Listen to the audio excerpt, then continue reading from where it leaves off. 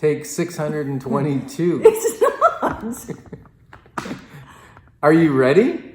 We're ready to throw it back. It's been 9 seasons of the Inside Track on Making House Home. You've learned how to build wealth, How to navigate the ebbs and flows of the real estate market how to create a healthy home. while becoming part of a community. We've helped over 2,380 families through the seasons of their lives, ensuring their home was more than just shelter from the weather. It was shelter to weather the storms of life. It's exciting to continue on the journey with you. Get ready to enjoy this episode As it's one of our favorite episodes, hand-selected from the last 9 seasons to take you back before we take you forward into the new Life's Inside Track on February 5th.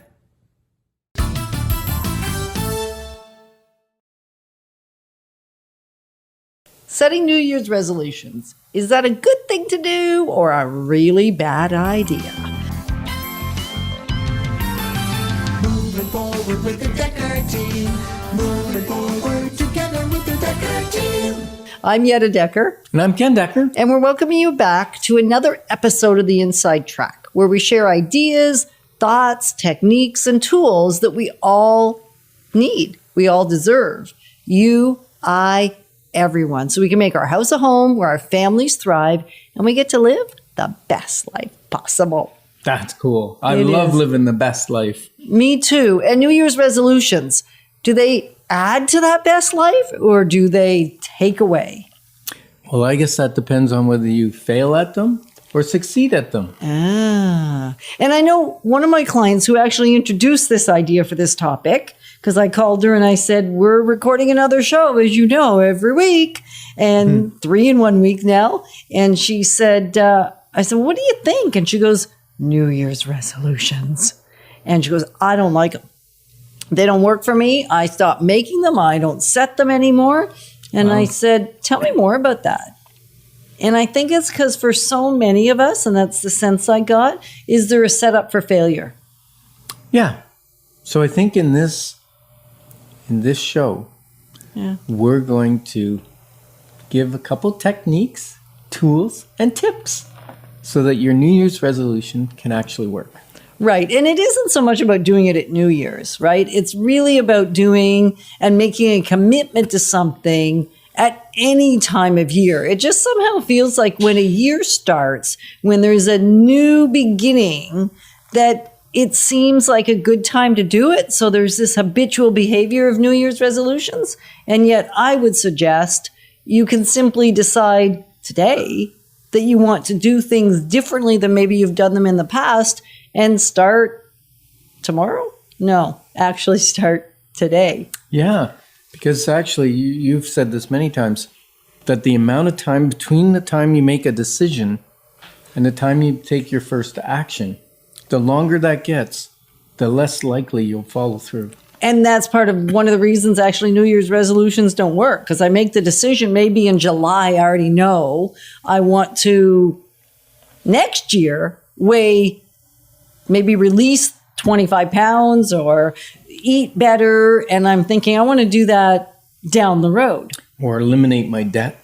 Or eliminate my debt. That's or right. reduce my debt. Right. And as soon as I start thinking I'm not going to start it now, I'm going to start it later, I need so much willpower to keep even the idea alive. Yes. Well, we were actually talking about that this morning, around the difference between conviction and then self-discipline or determination, willpower to follow through on something. Right. And then there's also a thing called decision fatigue. And actually, Silas and I were chatting about this just the other morning, that decision fatigue in North America is so rampant because we have choices beyond choices beyond choices for anything. Just decide on what toothpaste you want to buy. And unless you're committed to a particular brand, you could stand in that aisle for an hour just reading boxes. Just going into our walk-in closet can create some decision fatigue. trying to figure out what I want to wear. Too many choices. Too many choices. And so the average Canadian, apparently by like 9 o'clock in the morning, has already made enough decisions to actually create fatigue just from the decision making. You know what else? Even the decision to get out of bed.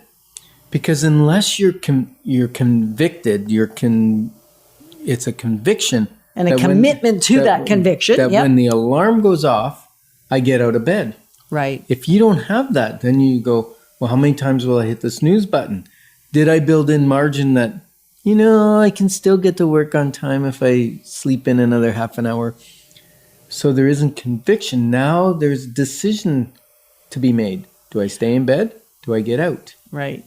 And then once I get out of bed, after I made 12 decisions because I borrowed a minute here and a minute there, now 12 decisions later, I'm finally potentially out of bed. Now it's, do I make the bed? Yeah, do I make the bed? That's another decision because now you're running out of time. What do I eat? It's another decision. Do I grab something on the road that's unhealthy for me, or do I have time to make some oatmeal or something in the house that's good Right. for me? So many decisions start happening one after another.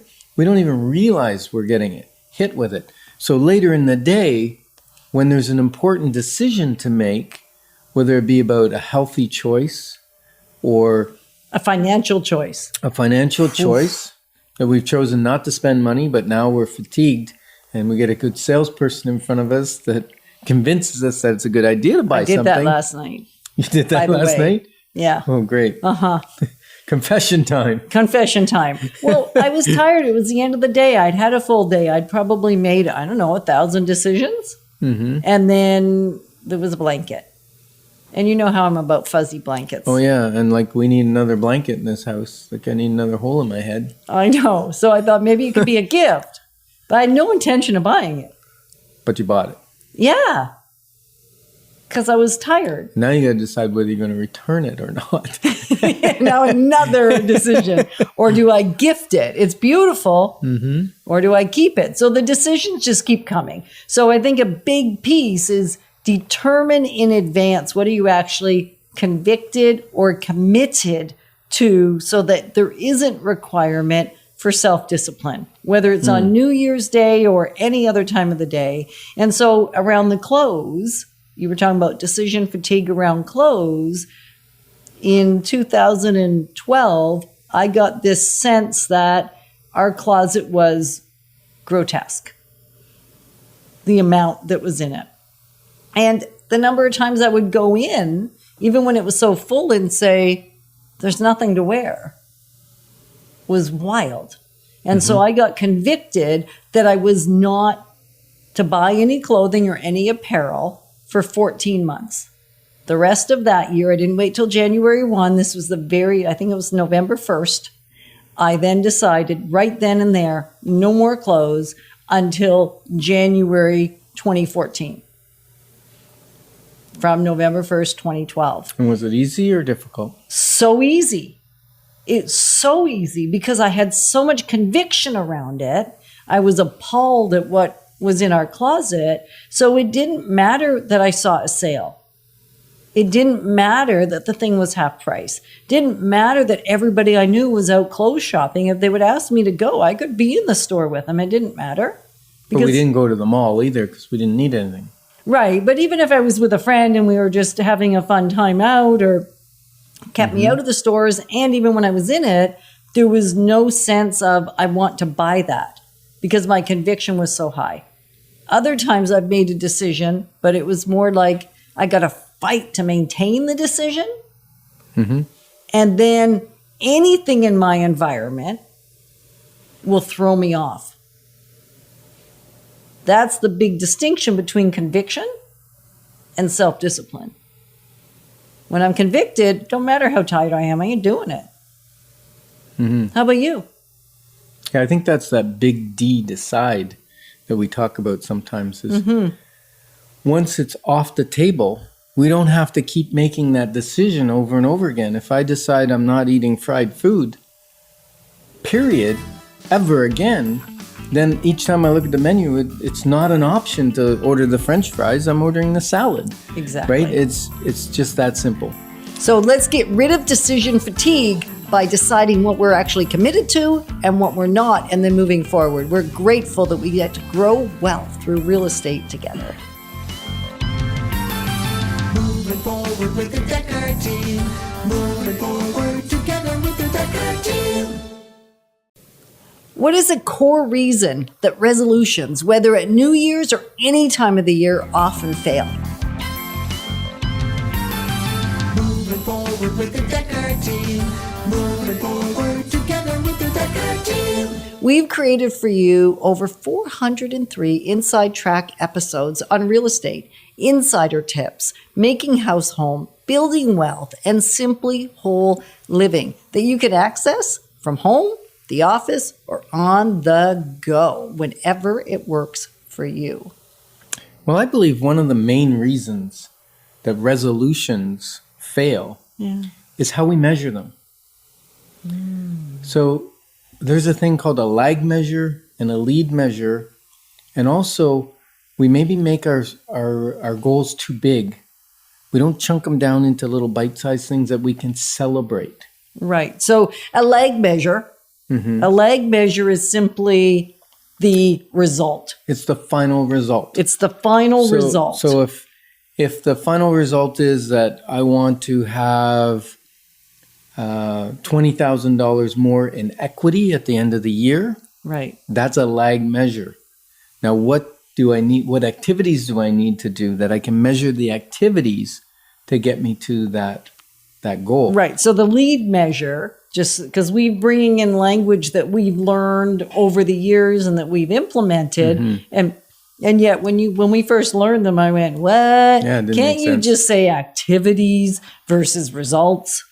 So the lead measure tends to be the activities I need to do Yeah. to get to the result, which is the lag measure that I want at the end. Right. So if I desire, let's say, to bring my blood pressure down, Right. okay, and I know that I'm slightly elevated, and now I'm working at bringing that down. So I look at what things will bring blood pressure down. Right. So if my goal is to bring it down 20 points by the end of the year, then I go, okay, so weight has an effect. Salt has an effect. The type of food I eat has an effect. My stress level has an effect.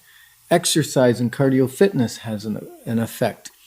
So I can set up a whole bunch of lead measures, and a lead measure means, let's say I want to exercise 3 times a week, or do cardio 3 times a week and exercise another 2 times. So I exercise a total of 5 times. I can measure that. It's the leading indicator that I'm going to reach my goal of reducing my blood pressure. Right. And if we look at that $20,000, because I kind of like staying with an example that we started with as well to unpack that, because we've just had Christmas. If you're watching this show as it's being aired and recorded, or if any time of year. However, when we've just had probably a big expenditure, it's possible, just possible, that the finances aren't quite where you had hoped they would be. Some extra special sales, Black Friday maybe got you, and you invested or didn't invest, in fact, just spent where you didn't have an intention to. And so that $20,000, you've decided for the next year, you want to eliminate $20,000 worth of debt. And how do I do it? That would be the lag measure. Did I or didn't I reduce my debt by $20,000? The lead measure. And the issue with that, let me interrupt you for 1 second. Sure. The issue with a big chunk like that, $20,000, is that the day-to-day changes, the micro changes are too small to see an effect on the $20,000 over the year. So we get discouraged. Yep. And we just throw in the towel. We do. We throw in the towel. Decide I'll go do some mall therapy, right? And go shopping. For those that like shopping. For those that like shopping. And maybe I do it online. Right. Because I like shopping online better than I like shopping in the mall. Right.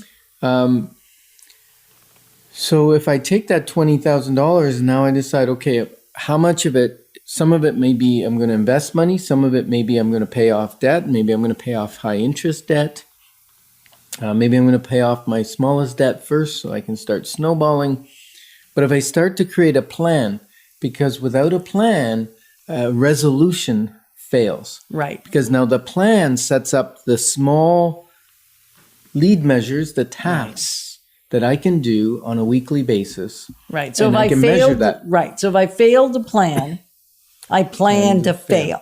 Exactly. Absolutely truth. It's a great quote. It is a great one. So if I decide I'm going to a lead measure, like a real vivid, real example would be I'm no longer going to purchase a coffee or a donut or even an apple when it's not at the grocery store. I'm not going to go to the convenience store to buy those things that I want to consume. Or I may say I'm going to limit myself to once a week or once a month. I'm going to make a little tiny shift in my behavior. Doesn't mean I can't have a coffee, but maybe I say I'm going to make the coffee at home. Or me, I'm a matcha tea queen. I love the stuff. And to buy one at Starbucks, the way I like it, would be outrageously expensive. And so I decide I'm going to make it at home. It costs a fraction of the amount of money and I can make it even better and have more matcha tea in it. So often you even get better if you do it yourself Right. versus going out to do it. So that could be a small lead measure. How many times I'm going to purchase something extravagant at a convenience store. Right. And it might even be deciding, you know what, I'm going to freeze my credit card in a container of ice in Right. the freezer so I don't have access to it. That would be a lead measure. And I'm going to stop using credit. I'm going to start spending cash, and I'm going to pay a certain amount off on my credit card every month. Right. Now I've got some measurables. And if I pay off that amount in the month, maybe I celebrate. Maybe I have my ice cream, or I have my once a month Starbucks, or whatever is my little celebration. Exactly. And you pre-plan the celebrations. Yes. That's not part of the lead measure, but it's part of acknowledging the win of the lead measure. Mm-hmm. And if I do now and then another amazing lead measure would be tracking. Just awareness of every penny spent. Yeah. And so once I've done that for even a week, I won't probably see any difference. Where will I start to see a difference? On, as an example, not eating, like not buying an expensive little drink at the convenience store. Well, it might take a month or two, Yeah. and you'll start to see a difference. And the other thing is tracking. If you track your bank account and your debts every month, then at the end of the month, you'll see whether you've made progress. If you haven't made progress, in other words, you've created more debt, even though you made those changes, you're still creating more debt, well, then we need a little more drastic changes in your lifestyle so that on a monthly basis, you're going the right direction. Debt is reducing, investments or equities increasing. Right. And so over time, that snowball will grow in a way that is phenomenal. And if it's not looked after, it can grow in a way that is horrific. Exactly. So what we want to be doing is thinking about what are those lead measures? What are those 5?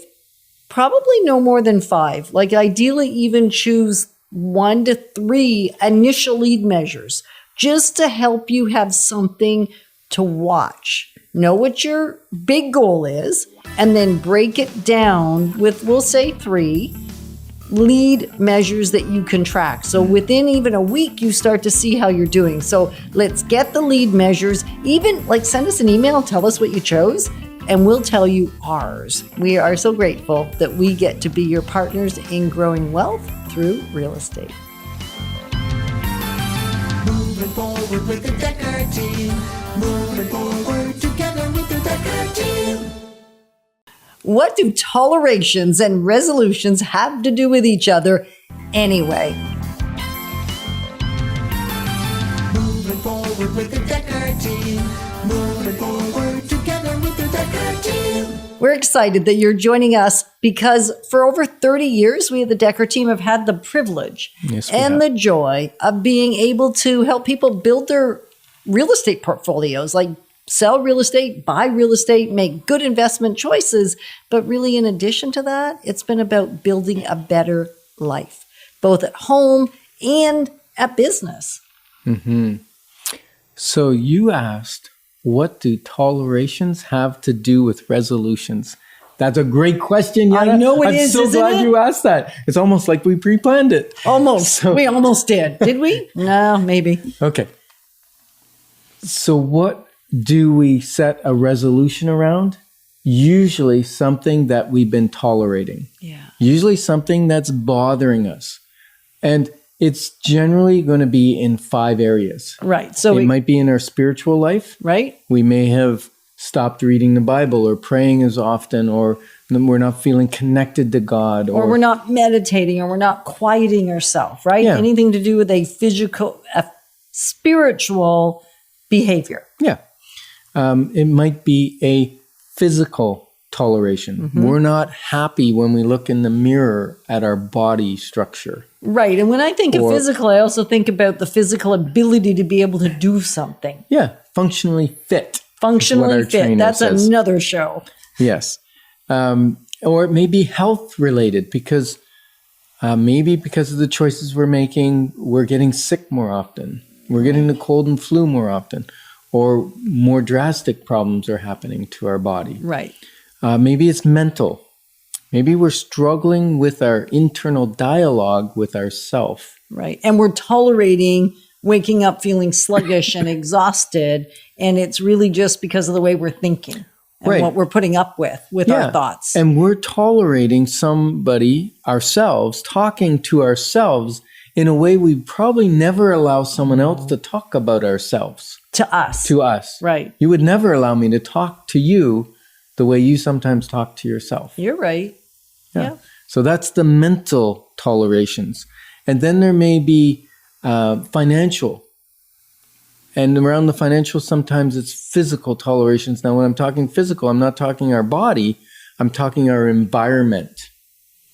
And then, Well, and when we're at the finances, it could be the amount of debt we're tolerating. yes, Or we're tolerating buying certain things that we don't really, really need, or having things in our house that we're not maintaining, because that would still impact the finances, because eventually the deterioration on when we don't maintain something escalates. Yep. So now it's more costly than it ought to have been. And then lastly, but not lastly, but it's just the last one we're saying, is relationally. Right. Sometimes our resolutions are, I'm going to connect, I'm going to call my parents once a week, or I'm going to connect with my sibling who, I've kind of lost contact with, or I'm going to repair a relationship that's broken. Right. Or I'm simply going to have people in my life that benefit me and I benefit them. Yeah. Versus somebody that maybe I feel worse. Maybe I'm just tolerating how I leave people when I've been with them. Are they better off when I left them or worse off? Right. I could be tolerating that state of relationship. Right. So when you're creating a resolution, whether it be in any of those areas, it's now how do I make it bite-sizable? Okay. If I'm tolerating, let's say, my environment in my bedroom, we call it a heavenly environment. We want our bedroom to be a heavenly I want environment. my whole house to be a heavenly environment. Yes, but Thank especially you. our bedroom. Yeah, okay. Okay. And that includes the bathroom, because we have an ensuite bathroom. It includes our bed being made, our clothes being put away, Right. the ironing board put away, all of that kind of stuff. And it includes a closet that's clean and organized, and we can find what we want when we Right. want it. Right. Right? Yep. That sounds overwhelming. If you're living in a bit of a chaotic state, we did for the first, how many years? We won't admit. No, Yeah. we will. We will. Probably by the time we had kids, we had kind of gotten it under control, more or less. So certainly the first 4 years, because we had kids at 3. Yeah. And Candace, as a baby, couldn't tell us it was intolerable. So therefore, we tolerated a mess. Yeah, our apartment was a disaster zone. right? I know. And there were times where we went out and bought clothing because we hadn't gotten any washed. I know. Why are you admitting all this today, right now, right here? Well, because maybe somebody that's listening relates to where we're at right now. Right. And it seems overwhelming Right. to put their house back in order. Yeah. And what I'm suggesting is you make small changes. Like, for instance, we decided we make our bed every morning because something has gone right. Yeah, we got a win before we even got out of the room. Yes. Yeah. And also, it prevents us from crawling back into it. That's another really Because sometimes good if the reason. bed's not made, after we go do our exercise or our prayer, we may decide, ooh, I'm still tired. Maybe I'll crawl back in bed. But when the bed's made, there's something psychological about, oh, I don't want to unmake it again. Right. And so there is the tolerations when we allow them to exist, take us out of the game that Right. we want to be playing. Right. Versus when we can handle even one or two little things that we might have been tolerating in the past. Because I used to tolerate not making the bed. Mhm. It actually too. starts to shift a lot more things. Right. And then, for instance, the closet. Maybe your closet is stuffed to the gills, and you know, the stuff that you put in there is wrinkled. You can't find what you want to wear. There's probably only 20% of it you're wearing 80% of the time, anyways. And so, is there an easy method? Well, first of all, maybe bring a friend over. Because I did that. Sometimes it's difficult to Yeah. give away what you've purchased in the past, because it may be admitting that, hey, I never wore that. I bought it by mistake. Or it may be admitting that your body size has changed and that doesn't fit anymore. And it doesn't look good. Right? Now, if one of your resolutions is you're going to change your body type to a smaller size, then I would say keep the smaller size stuff. And as you do that and reduce your body size, get rid of, donate the bigger stuff, because you're never going back there. Right. Burn that bridge, right? Burn those ships. No plan B, just a plan A. So first thing you do is, if you've already reduced your size, is get rid of and donate everything that's too large. Right. Now, some people say, I really have a really hard time. I might wear that. I might wear that. I might wear that. So, Identifying it, right? yeah, identifying what you will wear and what you won't wear is tricky. So this thing takes a year, but is foolproof. Put a clothes peg or a safety pin Yep. in the arm or the shoulder of whatever, of every piece of clothing, all your pants, all your shirts, all your dresses, your skirts, everything. Do you have dresses and skirts? No, you do. Okay, fair enough. And then at the end of the year, because now you've gone through 4 seasons, if there's anything with a clothes peg or a safety pin still on it, then that needs to be removed from your closet and donated, because you didn't wear it. And what a simple way of, Eliminating one toleration. over a messy year's closet. period, Yep. with really, how long does it take to buy a package of safety pins and put them on An hour. an hour? So what toleration are you putting up with that you're saying, I ain't doing that anymore. I am done. I've been thinking about this, and now you've just tweaked me that I'm going to handle this. What is it? And so we're so grateful to be your partners, because together we've got this. Moving forward with the Decker team. Moving forward together with the Decker team. Make sure to mark your calendars to join us on February 5th as we continue to move forward on the new Life's Inside Track.